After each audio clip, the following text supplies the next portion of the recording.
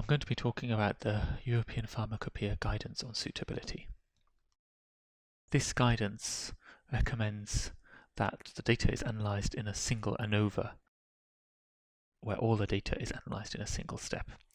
And I'll describe two major problems that this approach leads to. I'll then go on to talk about an alternate way of doing things, where instead of analysing the data in a single ANOVA for the reference and however many test samples there might happen to be, instead you split the data into reference test pairs and analyse each pair separately.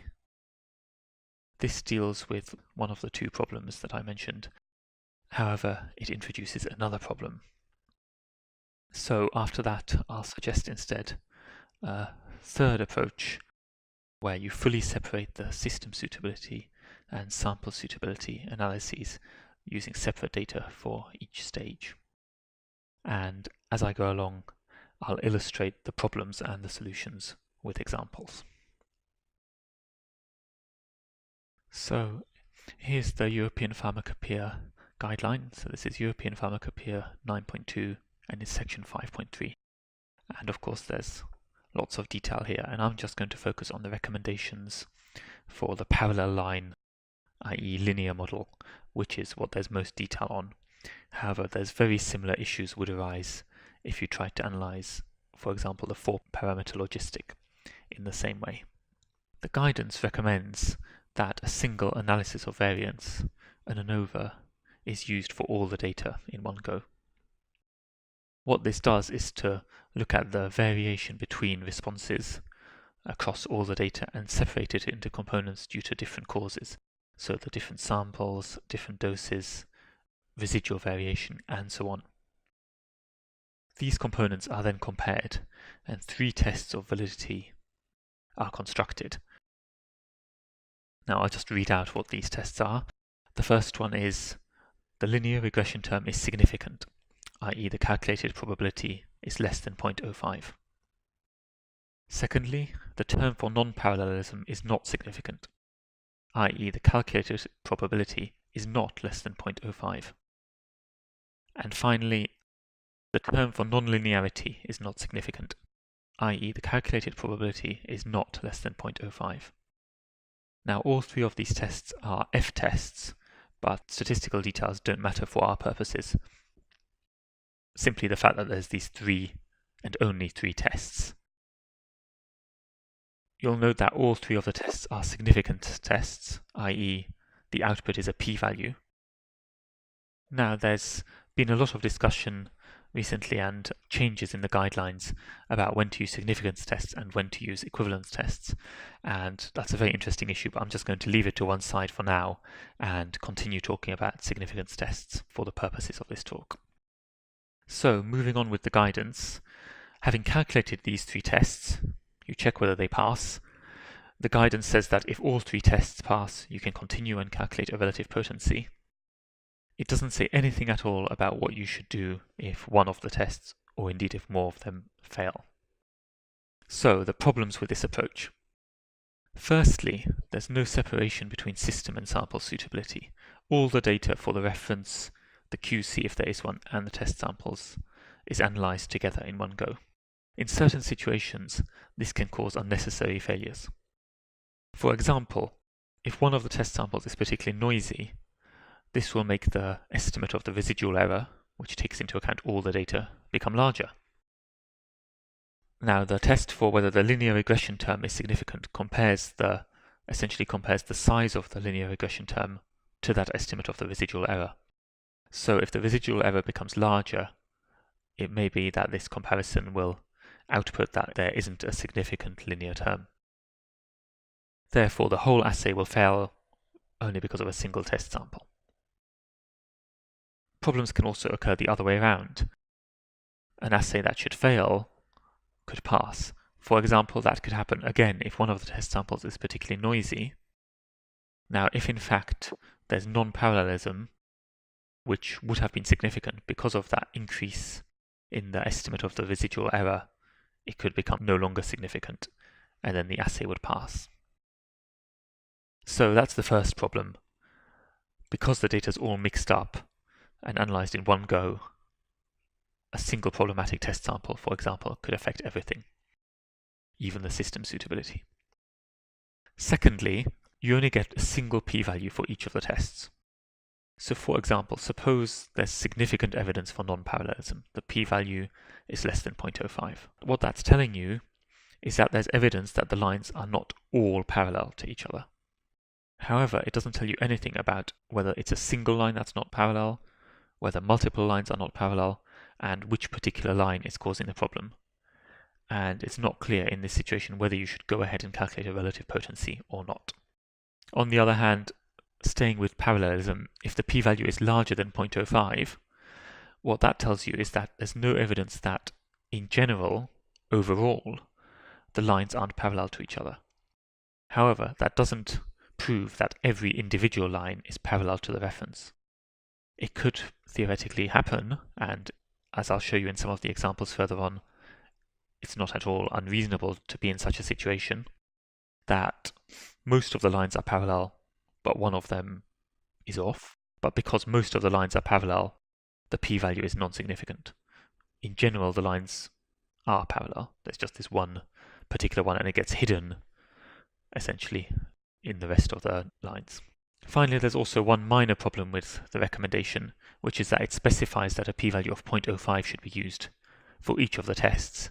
And because there are 3 separate tests, that means there can be quite a high failure rate even if there's nothing wrong with the assay at all. Fortunately, this can be fixed relatively easily by changing to a smaller p-value, say 0.01. Here's an example with a reference and 3 test samples.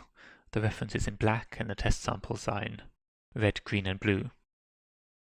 And you can see that while the red and the green samples look parallel to the reference, the blue sample doesn't. It has a clearly smaller slope.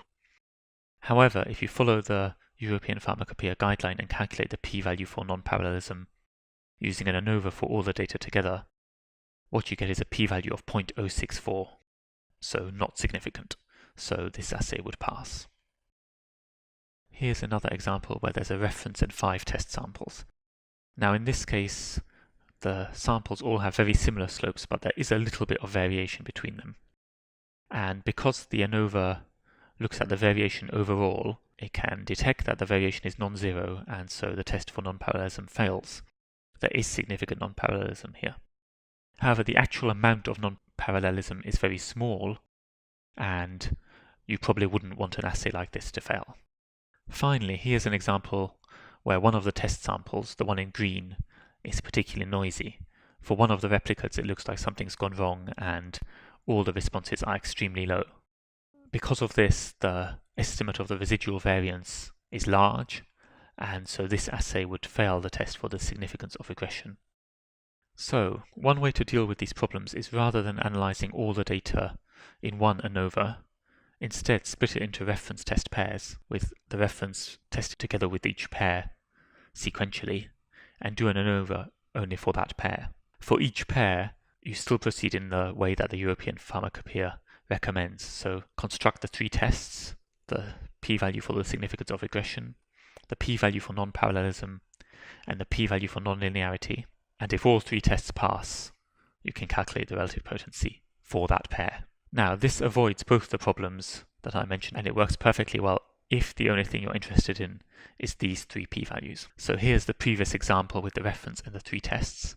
And now for each reference test pair, you get a separate p-value, and you get large p-values, i.e. non-significant, when the reference is tested against test A and test B.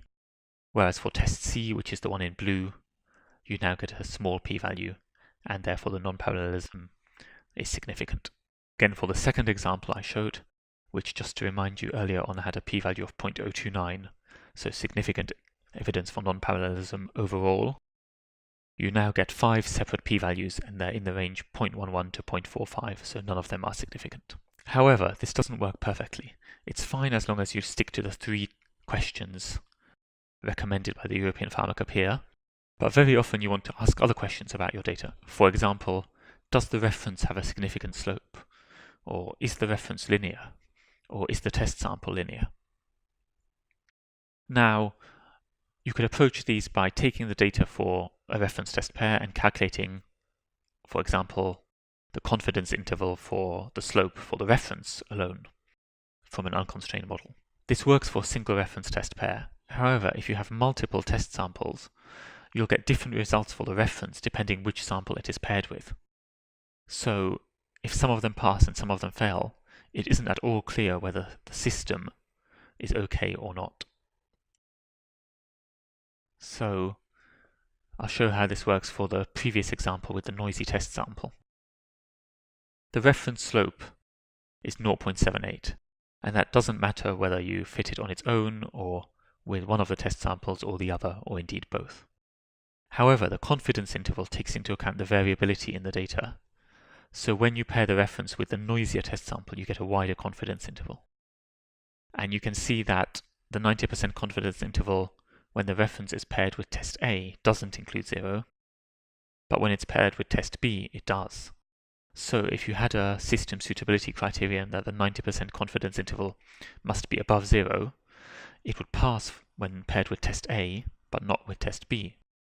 And it's not at all clear what this means. So a better approach is to use two completely separate stages for the analysis.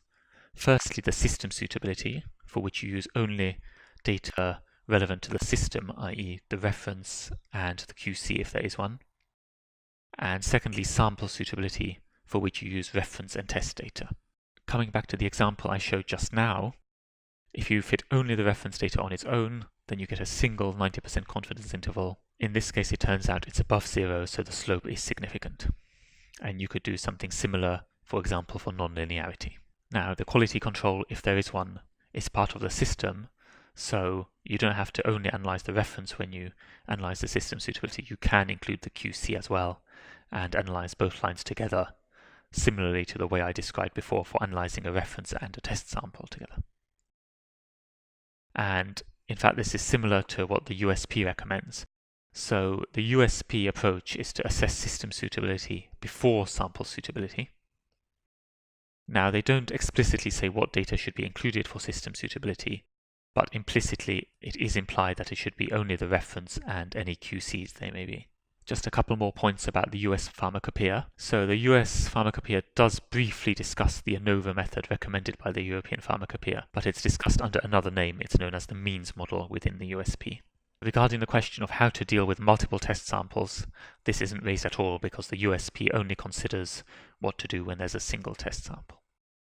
So to sum up, system suitability and sample suitability are two different things, and I think it doesn't make sense to mix these up in the analysis. They should be kept separate. However, following the European Pharmacopeia recommendation does mix up the system and sample suitability, and it can lead to undesirable results. In particular, there are two possible problems which can happen. You can get assays passing that should fail, or assays failing that should pass. And also, if one of the tests fails, it's often not clear what should be done. Instead, it's preferable to establish system suitability first, using only the reference and QC data. Then, if that passes, move on to checking sample suitability separately for each sample.